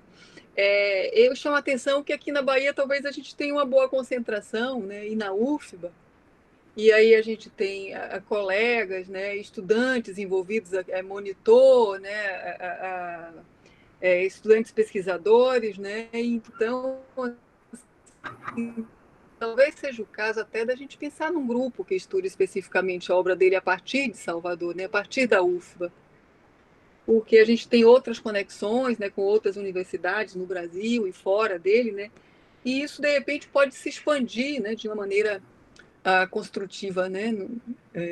E aí fica mais uma possibilidade, né, da gente trabalhar junto, reforçando essa unidade, né? E essa colaboração no estudo sobre a obra de Lelé. Sei lá, eu acho que isso é muito bom. Eu tinha conversado um pouco com o Sérgio a esse respeito também. Quem sabe a gente não consegue depois formar um grupo mesmo de pesquisa, mesmo organizar e tal, e conseguir convênios. Enfim, tem tantas pessoas ainda interessadas na obra de Lelé, ainda se sobre estuda tantos aspectos, né, Minho? sobre muitos aspectos, possíveis. A gente os seminários que a gente possa fazer, né, assim, com alguma regularidade. Ficamos surpresos com aquele workshop, né, aquele seminário, na verdade, que nós participamos, né, Sérgio, em Belo Horizonte, né? Tanta gente do mundo inteiro ainda, em vários países, estuda. O simpósio, né? O simpósio. O ferro-cimento, né? O ferro-cimento, exatamente. Que é um material semelhante, né? E de onde veio a argamassa armada, mas se fala, né, se consegue, se ainda se conversa e se projeta ainda com esse material, que é uma coisa que é importante. A gente tem uma obra que é uma das... Aliás, na verdade, o Lelé foi homenageado nesse simpósio, né? A obra dele foi homenageada, né? Então, significa o reconhecimento mundial mesmo da obra dele, nesse segmento. Então, a gente tem essa obra aqui materializada no país, na nossa cidade. Eu acho que temos que forçar aí a que aconteça alguma coisa, né? Eu acho que é o que a gente pode fazer, né? O comando é nosso. Pronto, pronto. Eu queria ver se os nossos alunos estão gostando dessa conversa, se querem participar dessa conversa, se tem alguém aí que queira fazer alguma pergunta. Enfim, a gente está aqui conversando, bate-papo, não tem essa não tem falar sobre... Aqui Pedro está falando... Pedrão top workshop. Tá, então, Pedro... Gente, falando em prática, é comigo mesmo. Pedro já fez maquete de Pilar, que eu sei, e deve estar fazendo... Aliás, Sérgio, nós trabalhamos muito com o projeto da escola aqui, né? Fizemos um 3D, SketchUp de cada peça, e as peças foram desenhadas a partir das formas mesmo, Sérgio. Então, ficou um desenho bem assim, né? Próximo mesmo do que é a realidade lá. E eles fizeram várias propostas aí de edifícios aqui então já conhecem bem o sistema, já conhecem bem o que é o sistema lá do PPGAL, né? Estão fazendo forma de papel, viu, Sérgio? Que massa. Aí fazendo forma de papel. Ótimo. Pedrão, diga aí, você vai falar sobre a possibilidade do workshop, o que você imagina? É um grande potencial essa ideia do workshop, tendo em vista também que a gente já está crescendo essa questão das práticas lá dentro da FAUFBA, junto com outros grupos, o grupo de canteiro, o grupo da tectônica também, que já tem toda essa permeabilidade, né, por diversas áreas de prática, de botar a mão na massa. E juntando, né, com essa pesquisa da professora Cela e do professor Minho, acho que daria um workshop muito interessante para a FAUFBA em geral, que aí a gente consegue também agregar diversos grupos, não só necessariamente falar sobre Lelé, sobre argamassa, mas também a gente consegue abarcar diversos outros grupos de dentro da faculdade. Isso é muito bom. Levar para a prática, né, toda essa técnica que a gente aprende durante esses anos todos. Acho ótima ideia. Isso é muito legal. Eu sempre imaginei essa atuação nossa de Cela, do que a gente fazia lá, com o professor Jardel, inclusive, que colaborou muito com a CCS, né, Cela? Jardel. Isso. E, às vezes, Sérgio, aqui, entre nós, né, você, diretor da escola, às vezes eu não entendo muito esse distanciamento, sabe? Os laboratórios da engenharia. Eu fiquei surpreso quando a gente visitou lá com o pessoal da EPFL, visitamos lá a Politécnica, e nós vimos lá que tem um laboratório de estudo argamassas, que está tão bem informado sobre os processos e as possibilidades da argamassa, como, por exemplo, com cinzas de alto forno, que o Patrick, lá na Suíça, estava fazendo também a mesma coisa. O Patrick me conversou sobre isso, sobre a questão de utilizar essas cinzas, por conta da redução da porosidade, né? Da redução da possibilidade de tornar as peças mais impermeáveis, né? Então, isso é fantástico, né? Quer dizer, a gente tem um laboratório ali próximo que pode dar suporte às nossas experiências, enfim. Eu sou pela integração, sabe? Pela aproximação, pela integração. Sim, chegaremos lá. E propriamente, a coisa do workshop também é essa, de virem as outras escolas, né? De falar com São Carlos, de falar com Adalberto, vinha pessoal do Mato Grosso, também entre os estudantes, né? Assim, criar um ambiente assim de um seminário grande, por isso que eu falo que é um ano, talvez também já segurando, já estando mais seguros de que teremos tomado a nossa vacina, realmente fazer disso, quem sabe, uma grande festa aí de retorno ao presencial lá na Faculdade de Arquitetura. Seria muito bom. Então, pessoal, o professor Sérgio está aí. Estou à disposição, até mais uns 15 minutos eu estou aí. Então, pessoal, não querem conversar com o professor? Com alguma dúvida, a gente fala tanto, né? Dúvida. Vocês têm outras dúvidas, outras questões que... Também. Eles são umas corujinhas aí. Não falam muito, mas prestam atenção, né? Cadê Boa Sorte? Boa Sorte não está aqui hoje. Rafaela. Rafa tá de 3G, tá só com 3G, ela não tá com Wi-Fi, não. Ela não conseguiu. Que pena. Rafaela sempre participa também. Todos participam sempre. Priscila. A André, nosso monitor, também está aqui nesse momento. André São Pedro. Enfim. Diga então, a Priscila está gostando da conversa. Ok. Sérgio, fiquei com uma dúvida sobre... Fale, Nayane, por favor. Entra aí, pergunta ao professor Sérgio. Nayane está perguntando. Oi, professores, boa tarde. Boa tarde. Minha dúvida foi quando você mostrou na sua apresentação, eu acho que não tem muito a ver com o Lelé, mas como estava lá, eu fiquei curiosa, sobre uma área intermediária, acho que da fabricação, alguma coisa assim, do Turner, que você apresentou, e passou rápido o slide. Sim. Deixa eu ver se eu recupero aqui. Esse texto, é isso, o John Turner, deixa eu ver se eu consigo compartilhar de novo aqui.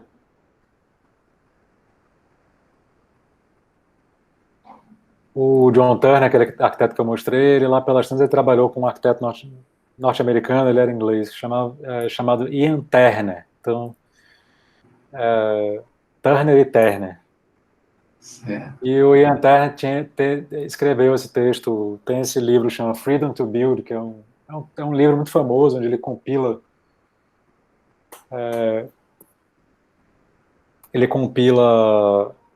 uma série de outros textos, e nesse livro tem um texto muito famoso do Turner, que...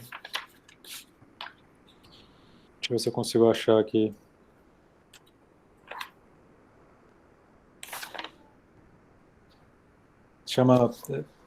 Tem dois. Tem um que chama Housing as a Verb, que é a coisa da construção como um verbo, como um fazer, né? Porque housing em inglês é o substantivo habitação, né? Então ele fala da habitação como um verbo, e ele advoga para essa questão do fazer, e o The Re-Education of a Professional, que de alguma maneira fala sobre isso que a gente acabou de falar, que Pedro reforçou aqui quando eu citei, de um novo profissional. Ele já fala disso, isso é um livro dos anos 70, né?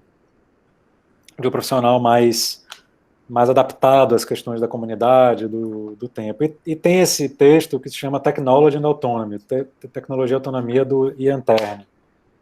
E aí, nesse texto, ele começa esse texto, eu estou traduzindo esse texto com o professor João Marcos de Almeida Lopes. O João Marcos foi da minha banca 2 anos atrás, e a gente depois começou a conversar sobre esse texto, etc., ele começou a traduzir, ele falou, Sérgio, você topa continuar? A gente vai aqui trabalhando na tradução desse texto. Mas nesse texto ele fala dessa coisa que é uma tecnologia intermediária parcialmente industrializada, né? Então ele começa a falar da experiência de uma fábrica, de uma grande fábrica instalada no país da América Latina, que é uma fábrica de produtos industrializados de grande porte, assim, sistemas industrializados de grande porte. E ele começa a narrar todo o processo de instalação dessa fábrica até a sua falência. Porque a fábrica, muito sofisticada, instalada nos padrões europeus, num país pobre da América Latina, começa a sofrer com uma série de problemas que levam à sua falência, né? E que era, de fato, a aposta de muitos países naquela época em torno a uma industrialização que, de alguma maneira, tem a ver com o trabalho de Lelé, mas era diferente porque em torno a questões de grande porte e ainda muito dependente de uma outra cadeia de produção que, enfim, não existia. Foi um pouco a lacuna que Lelé efetivamente conseguiu, em alguma medida, preencher com as fábricas que eram fábricas de ciclo fechado, mas que conseguiam incorporar uma série de fases da construção do prédio, de elementos da construção de um prédio que davam a ele a condição de não falhar naquele desafio. Mas o Terner, ele falava de 4 fases. Vocês estão vendo aí o slide? Sim. Sim.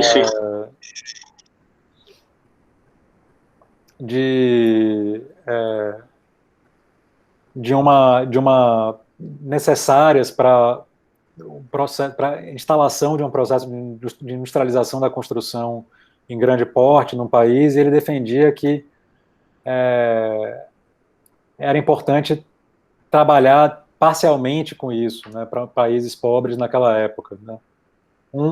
As 4 fases eram de sistematização e estandartização de produtos, especialização do trabalho, concentração da produção e marketing e mecanização da produção. E ele dizia que era factível pensar em países mais pobres naquela época em pelo menos 2 fases, né, que é essa sistematização e estandartização de produtos e especialização do trabalho. Mas que você deixaria para uma outra fase esses outros 2 momentos. E nesse outro gráfico ele coloca essa área intermediária num gráfico que é digamos assim, do tradicional ao high-tech, né, e do feito à mão ao totalmente industrializado, ao fully industrialized, e com uns exemplos assim que vão da construção convencional à nave espacial, e que no caso da habitação naquele momento era muito simbolizado pelo Habitat 67 do Moshe Safdie, do egípcio, que em Montreal fez aquelas caixinhas todas, né? E ele dizia e defendia que a solução estava em algum lugar intermediário ali, né? Coisa que o Lelé, em alguma medida, também explorou, porque se você pega um trabalho como o da escadaria, e todo esse trabalho feito nas áreas precárias, era um trabalho que explorava isso, né, como um sistema que, por exemplo, evitava certos aspectos do trabalho mecanizado na construção, né, propriamente dita. Então, aquela história de dispensar grandes caminhões de munkes, e eventualmente imaginar que manualmente, com 2, 3 operários, você pega uma peça daquela, montava, etc. Então, há um certo paralelo possível entre essas defesas que faz o Ian Terner e o que Lelé produziu, ainda que Lelé, nas fábricas, tenha ido mais além do que ele defendia do ponto de vista da sofisticação tecnológica, digamos assim, que a fábrica tinha. Então, é isso. Mas o texto é muito interessante. Às vezes você acha em inglês na internet, eu não sei quando é que a gente vai terminar essa tradução, mas espero que em breve a gente termine, porque o texto é bem legal. Certo. Então, Nayane. Sérgio, qual é o nome do texto em inglês mesmo? Vou botar aqui no chat. Certo, obrigada. Eu acho que ficou mais claro. Technology Autonomy.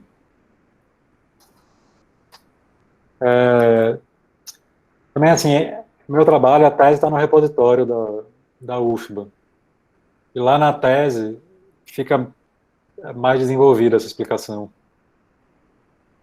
E aí eu acho que, se tiver, para quem se interessou, pode buscar lá a tese, que faz um resumo do texto, busca alguns trechos e, enfim, faz essa costura que eu expliquei agora de uma maneira um pouco mais sistematizada. Ótimo, obrigada. Ok, Sérgio.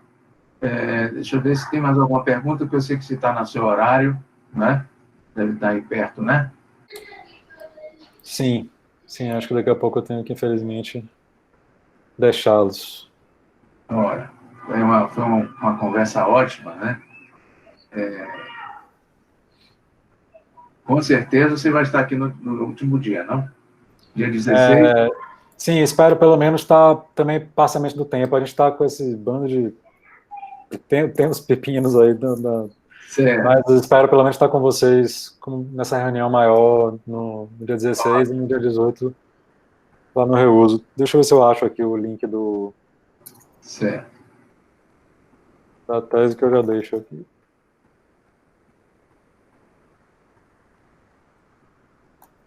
Esse é o link da tese. Muito bem. Ótimo. Bom, pessoal. Tá bom, valeu. Muito obrigado, Sérgio. Foi um grande prazer, viu? Você estar aqui conosco, fazer essa gentileza de estar aqui conversando conosco. Eu que agradeço. Obrigado, Sheila. Obrigado, Gabriela. Obrigada, Sérgio. Até logo, né? Até a próxima. Obrigado Até a próxima. a galera aí também. Pedro, Nayane, a turma. Um abraço. Obrigado, valeu, André. Tchau, Sérgio. Tchau, abraço. Tchau. Ok. Ótima apresentação, ótima conversa com o Sérgio. E então, vamos fazer um intervalo e a gente volta para conversar sobre os trabalhos. Acho ótima ideia. Vamos fazer? Tá bom. Que hora a gente volta? São 10 para as 17 horas e 5, tá bom? Tá ótimo. Vou deixar o recadinho aqui para quem chegar ao... Tá bom. 17h05 voltamos. Não é isso? Isso. Até loguinho. Até mais.